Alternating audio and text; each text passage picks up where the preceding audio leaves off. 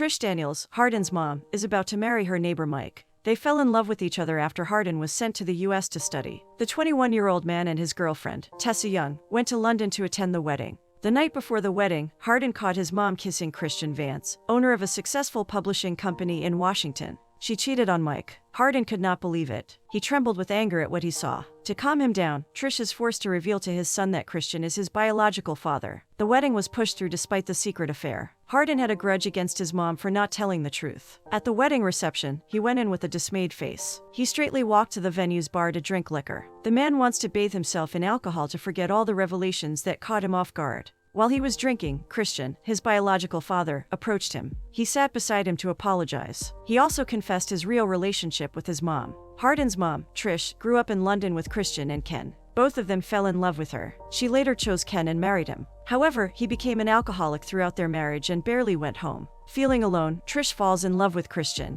and they have an affair. She bears a child, Hardin, after sleeping with him. Afraid her husband would know about it, and she insisted that the incoming baby was his. From that day on, Hardin grows up knowing that his father is Ken. Hardin went upset after hearing that. He told him that his life could have been different if he did not have a cowardly dad. He walked out and left Christian. Back then, he was beaten up by his drunkard father. He only knew Christian for giving him books. He loves receiving them because he dreams of being a writer someday. Hardin was an intelligent and talented boy. He loves journalism, and his article was even selected for publication in a newspaper. In that alone, it cannot be denied that he is a mini version of his dad, Christian. When Hardin receives books from him, Ken makes sure to tear them all out of jealousy. Tessa, conversing with Kimberly, Christian's fiancée, noticed that Hardin was not at the bar anymore. She went out to follow him. After the wedding, Hardin rushed to his mom's place. He had been drinking all day long, angry with Trish and his dad, Christian. Tessa roamed around the city to look for him. After the tiring walk, she finally saw him in his mom's apartment. He was sitting on the stairs drinking liquor. Tessa pleaded with him to return to their hotel because it was getting cold. Hardin was irritated.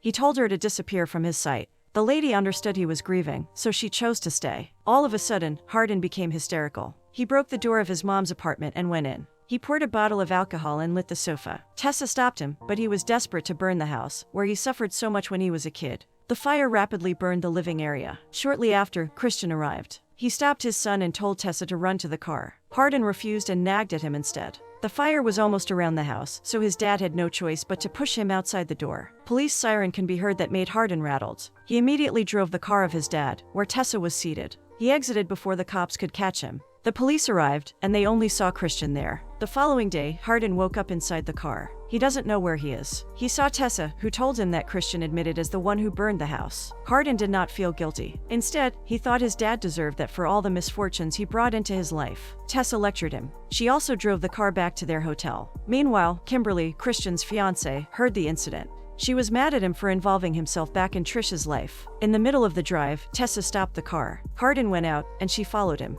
He returned to his senses and felt guilty for dragging Tessa to his problems. He told her he would be staying in London, away from her. Hardin went back to the car. Tessa followed him and sat on his lap. She doesn't want them to break up. She promised to stay no matter what happened and kissed him. The two arrived at the hotel. In the lobby, Hardin told Tessa to go to their room and take a shower while he will get the bags. Tessa felt sad. She knows that he's planning something. Feeling exhausted, she went to Kimberly's room to share her burdens. Inside, Christian was there to welcome her. Tessa sat on the floor while Kimberly eagerly listened to her problems. Confused, she asked whether to continue their relationship with Hardin or to run away to save herself. She became tired of understanding him. She didn't know what to do with Hardin anymore. Hardin left Tessa. He was reconnected to his hoodlum friends. There, he drank and took substance as his coping mechanism. Tessa, on the other hand, called him. His friend picked it up and told her that Hardin was there. She asked for the address and drove there. Tessa found herself in a room that looked like a club. Liquors are everywhere, and drunkard males and females are having a great time. She walked in further and saw Hardin there. A woman was hugging him. She approached Hardin. Out of anger, she broke a glass of drink and created a scene. She screamed and told her boyfriend to stop partying and deal with his problems. The lady also threatened the man that if he would not go out with her, she would end their relationship.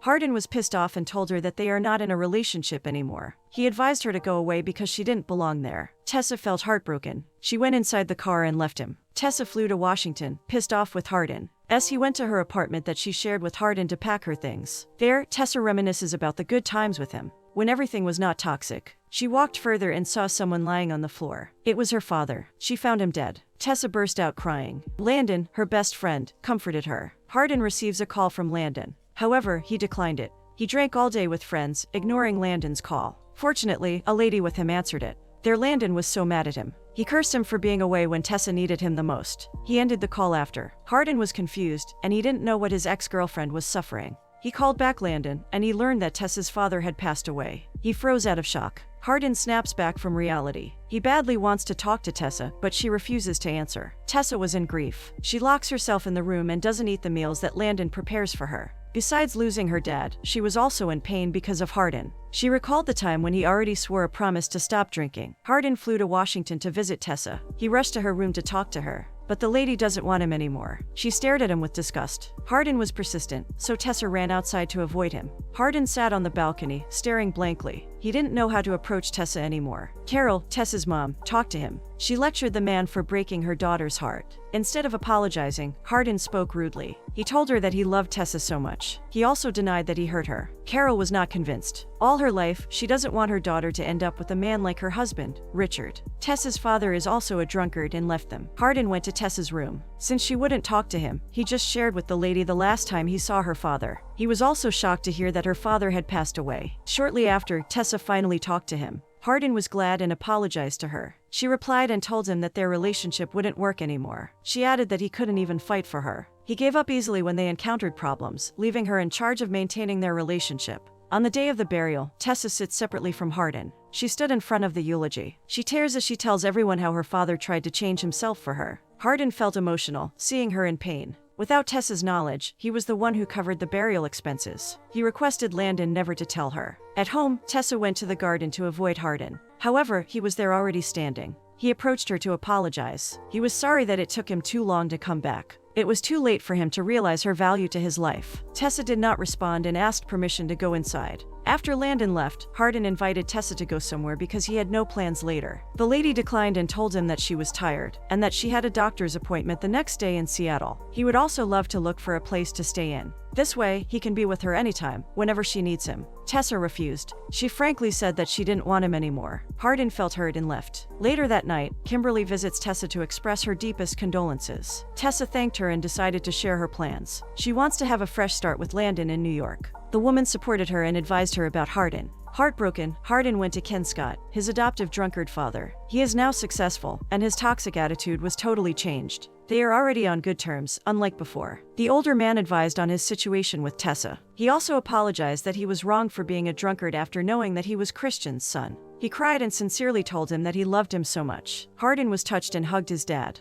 The following day, Tessa discovers that she only has a slim chance of getting pregnant. She was advised to adopt kids as an option. Meanwhile, Hardin spent his day at the public park nearby. As soon as he heard that Tessa was not feeling better, he rushed to her apartment. He found her outside the pool on a cold night, drunk. He offered to carry her to bed, and she allowed him. Inside, the lady asked if he wanted a baby from her. He laughed and tucked her into a blanket. She also said that she loved him, and that melted Hardin's heart. He was confused, but he loved it. Tessa never wanted him for the past few days. But that night, she requested him to stay with her. Tessa woke up with Hardin preparing a meal for her. She felt embarrassed and told the man what she had said last night. Hardin laughed and never went to details. There, he had a chance to ask Tessa what was bothering her. He suspects she's pregnant and tells the lady he wants to keep it. Tessa interrupted and said to him that she could not get pregnant. If ever Tessa will, she is expected to suffer from miscarriage later. Hardin froze, and the lady felt nervous about his reaction. He was surprised that they would be deprived of having kids in the future. The lady was dismayed. She was hurt hearing the word deprived from him. Tessa walked out, but Hardin grabbed her arms. He looked her in the eyes. He wants her to know that he wants her with or without kids. He also confessed that when they broke up, he could see her everywhere. The lady laughed and asked him if the lady he slept with also looked like her. Hardin denied it because he had never slept with her. She tried to kiss him, but he moved away and puked. They burst laughing after that. Landon will be leaving, and their circle of friends will have a barbecue before parting ways. He will live in New York for good. They teased him to Nora, who has a place there. Later that night, Tessa wants to clear things out with Hardin that they should break up. She notices they are slowly getting back together, and she doesn't want that. She recalled that in their relationship, they fought more than they agreed. The man disagreed and told her he had a lot of time to fix the problem. He was also planning to live in Seattle with her. The lady said she would move to New York to live with Landon. Hardin froze. He treated Landon as a brother, but he was a traitor. Hardin went inside to punch him. There, Landon revealed that he had been dating Tessa after Hardin left her. The lady told Hardin that if he loved her, he should promise never to follow her in New York. She wants him to give her time. They need to grow separately before getting back together, because if they continue their relationship, they will ruin each other's life. Hardin was upset and walked out. Tessa finally arrived in New York and went to Landon's place. Months passed, and Hardin eventually graduated with a degree in English literature. He was also planning to be a writer. He wants to fix himself, and he did well without Tessa. Tessa, on the other hand, finished her studies at New York University as a wedding planner. Meanwhile, Landon and Nora fell in love with each other later on. One time when Tessa was at work in a diner, Nora approached her to tell that Landon was with Hardin, and he wanted to talk to her. The two greeted each other and felt awkward. After her shift, Tessa was surprised to see Hardin outside. He waited for her to make sure that she arrived home safely. The lady teased him if he would do that for her every night. Hardin accompanied Tessa. She told him that she wanted to study for a semester in spring. The man asked her why she was working there. She replied that she had made more money than she expected. A beggar went near to the lady, and Hardin overreacted. He wants him to move away. Tessa stopped him. She gave food to the stranger, and she did that after the shift. She treats him as her dad, and it makes her feel good. Before getting inside the unit, Hardin invited her to go out. However, the lady refused because she was working a double shift. Inside the apartment, Hardin was shaking. He was having a nightmare and created bothering sounds. Tessa went to his room to comfort him. She decides to sleep with him to make him feel better. Days passed by, and Hardin always accompanied Tessa. He was also kind to the beggar and offered him a scarf. The lady noticed that he had improved. When he drinks, he doesn't consume the whole bottle anymore. He was also not forcing their relationship to be restored.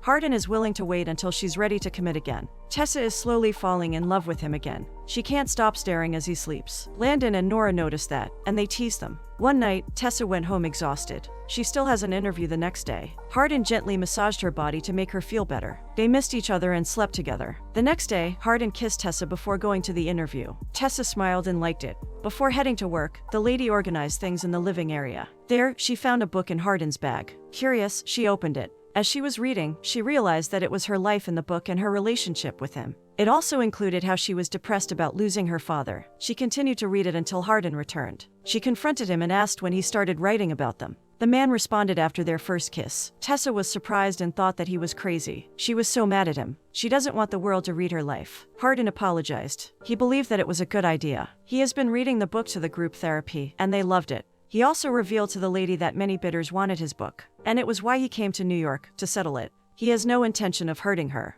But Tessa continued to argue. She told him that no one wanted to read her life. It was also what Hardin thought, and he was surprised that there was a bidding war on it. Hardin was in tears as he continued to explain. Tessa asked him why he marketed a book without telling her about it. She doesn't want people to know her life and judge her. But the man thought that all their challenges would inspire some couples. The book was also not focused on Tessa but on their story. The story of tolerance and unconditional love. Also, the vices he was addicted to back then prove that there is a chance for people to change and see better things in life. That was his main purpose in writing it. Tessa was silent hearing that. She wants to end whatever status they are in. She walked out and banged the door. Hardin was teary-eyed. He thought that after changing himself, he'd get back again with Tessa in a non-toxic relationship.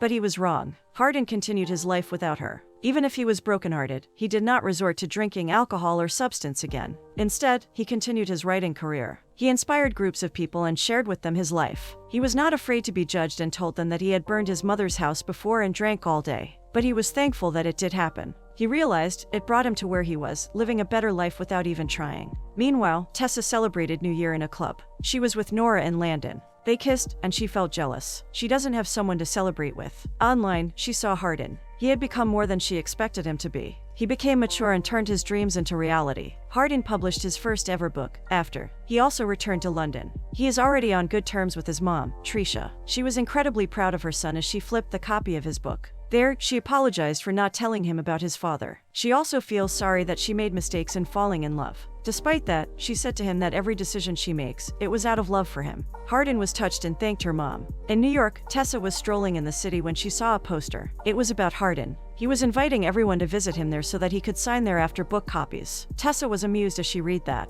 At Tessa's apartment, Robert, a waiter at the diner she works, came in to visit her. He ordered food for both of them. She seems to be comfortable with his presence. She was laughing out loud while talking to him. Robert, on the other hand, looks like he is attracted to Tessa. He also invited her to go out that night. The lady agreed but asked permission that she had to go somewhere first. It was the evening of Hardin's fan signing for his book After. Tessa was wearing hoodies to disguise herself. She entered the room, and Hardin reads his book to the audience. She felt awkward as he was giving an inspirational message. She seems to be jealous of what he has achieved in life. Tessa walked out. Hardin saw her, but he just let her go.